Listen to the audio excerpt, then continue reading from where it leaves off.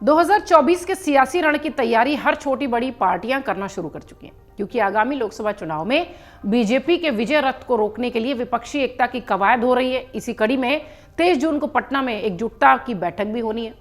2024 के लोकसभा चुनाव में एकला चलो रे की राह पर कदम बढ़ा रही बसपा प्रमुख मायावती का अब शायद मन बदलने लगा है।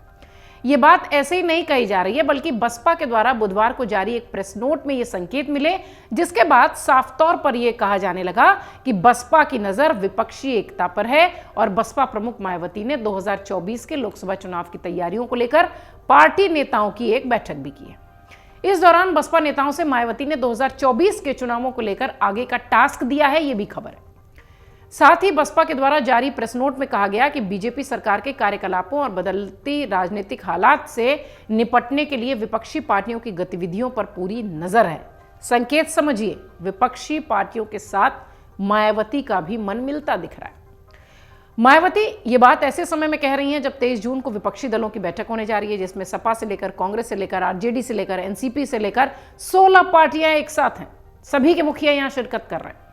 नीतीश कुमार की अगुवाई में हो रही विपक्षी एकता में बसपा शामिल नहीं है। इतना ही नहीं, विपक्षी एकता के लिए ममता बनर्जी से लेकर केसीआर और नीतीश कुमार मुहिम छेड़ रखे, लेकिन किसी भी नेता ने मायावती से औपचारिक या अनौपचारिक रूप से संपर्क नहीं किया है, यह खबर है। हालांकि मायावती पहले से ही कहती रही हैं कि अकेले चुनाव लड़ेंगी, लेकिन मौजूदा परिदृश्य में जिस तरह से सियासी गतिविधियां जारी हैं, ऐसे में माना जा रहा है कि मायावती की नजर विपक्षी एकता पर है और उनके बयान यही सियासी संकेत दे रहे हैं। यहां पर एक बात और समझने की है कि मायावती मौजूदा सियासी हालात को लेकर संजीदगी के साथ सोचने लगी हैं। आवश्यकता भी है, क्योंकि सिर्फ एक सीट अब बची है। मायावती कभी भी किसी के बयानों का समर्थन नहीं करती रही, लेकिन अमेरिका में राहुल गांधी के द्वारा दिए गए बयानों का उन्होंने समर्थन नहीं किया, बल्कि सुर में सुर मिलाती नजर आई। इसके अलावा पिछले कुछ दिनों से मायावती बीजेपी पर सीधा हमला भी बोलती दिख रही हैं, जबकि इससे पहले तक कांग्रेस और बीजेपी को एक कटघरे में वो खड़ी करती हुई दिखाई पड़ती थी।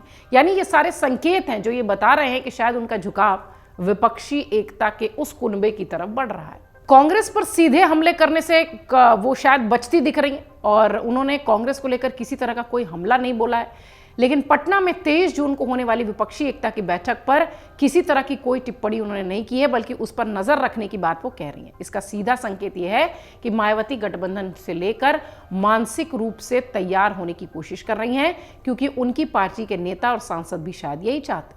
2024 में बसपा गठबंधन कर चुनाव में उतरे, यही कोशिश शायद अब मायावती की दिखाई पड़ रही है।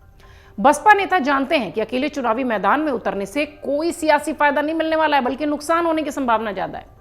ऐसे में मायावती भी गठबंधन को लेकर अपने राजनीतिक नफे नुकसान का आकलन कर रही हैं और शायद इसीलिए यह कहा जा रहा है कि संकेत ऐसे हैं कि उनका झुकाव विपक्षी एकता के कुनबे की तरफ है।